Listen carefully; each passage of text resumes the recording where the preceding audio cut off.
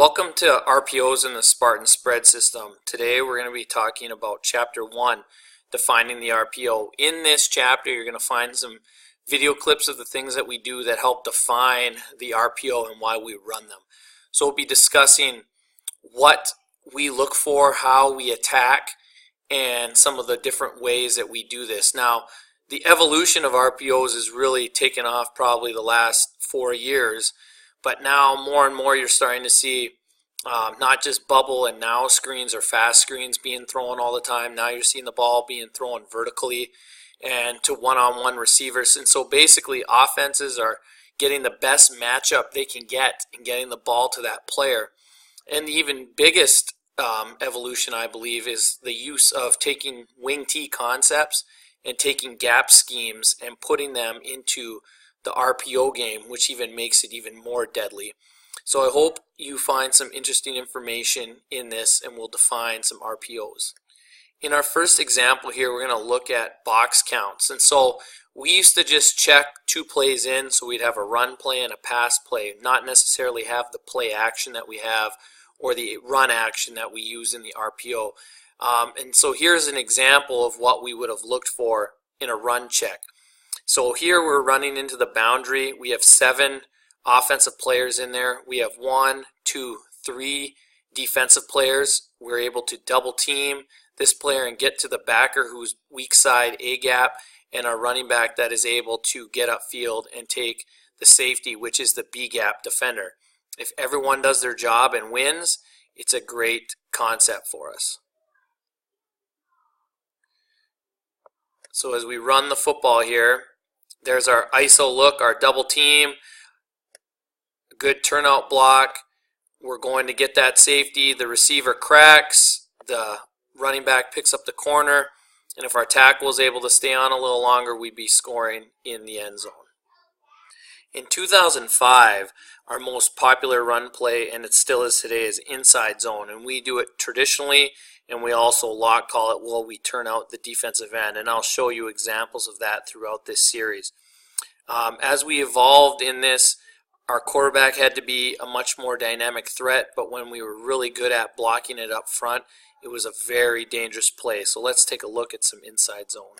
So in our first look here at inside zone, we have our 3x1 set here so that the play side can be attacked, and what I consider the play side is the side that the back is on. So we can see the DN is going to come. He's going to come upfield wide and allow our running back to cut underneath that for a big run opportunity. So there's the cutback, and he's able to get out the gate. So again, we're using formations to get the box number to the size that we wanted to allow a big run. Here's a look at the end zone. So this is the problem that we were falling into, is that teams were starting to put 6 defenders in the box, and that's where we needed to see a change. Now our kids do a good job with being able to move these guys. We were better, but you see it's such a harder fill and harder to get the tough yards when the box is loaded down.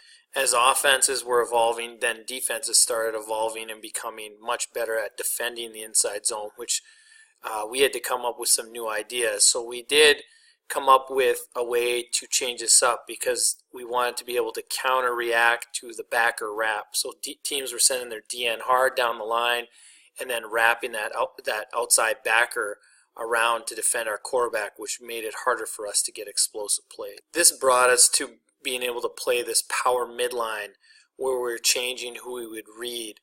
So we'd double that tackle and leave the 1 tech or the 3 tech depending on the defense that we were playing, and this allowed us to give a look that teams weren't able to wrap that backer and do some things differently. So let's take a look at this one. By making this power midline, this allowed us to have another opportunity to get our quarterbacks, especially our dynamic athletes, the football. So as you're watching this play unfold here, you're going to see we leave the 1 tech here. He's running. Because he's chasing the running back, we now have Ted blocked the middle linebacker in the DN and now created an easy lane for our quarterback to run to. and this lane leaves him just one man left to beat. And again, that's why we like quarterback runs, because it makes the defense have to defend all 11 players.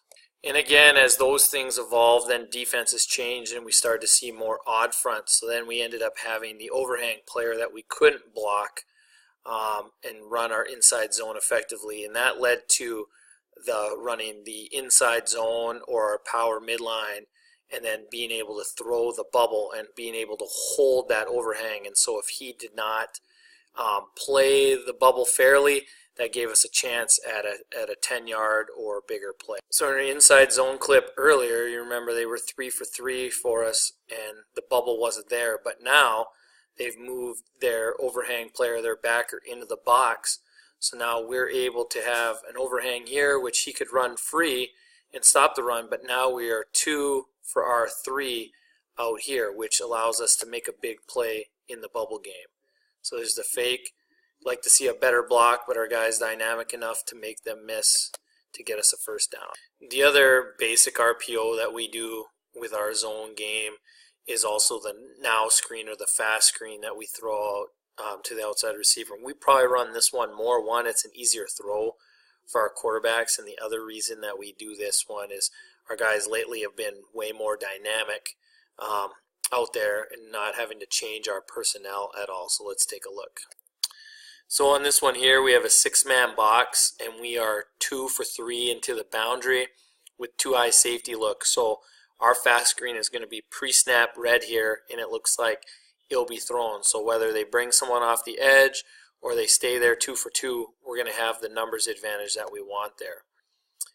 Make a good throw, good blocks, we split them, receiver gets to the sideline, it makes a big explosive play. The last evolution, and probably when our minds really started to take off, was building in draw into our protection scheme, into our pass game. So we would be put in these 3rd and long situations at times, and the defense would play us in 2-man, and because we wouldn't be able to throw the ball, we would end up having an incompletion or making a bad decision. So then we made some couple quick game concepts that could beat man-to-man, but if the quarterback saw that his gap, typically B gap, was wide open, he'd be able to take it and run with it. And so this was kind of the beginning, the brainchild of what later becomes our RPO game.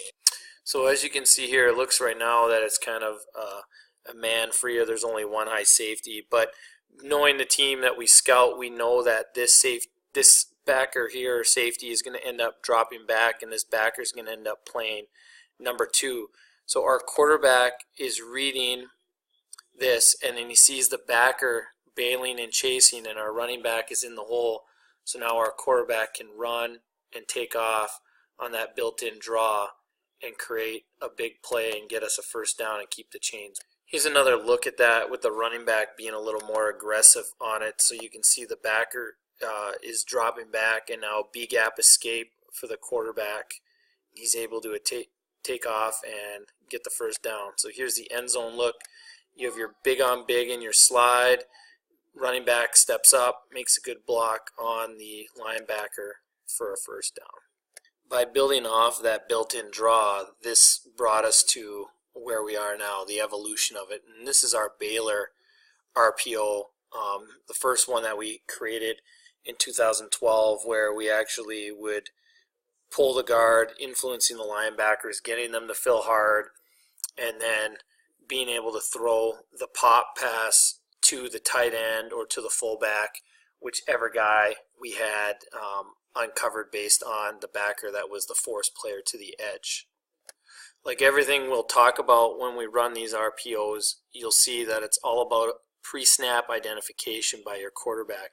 Here we have 1, 2 versus our 3. A middle safety, so the middle of the field is closed up, so we're going to try and avoid him.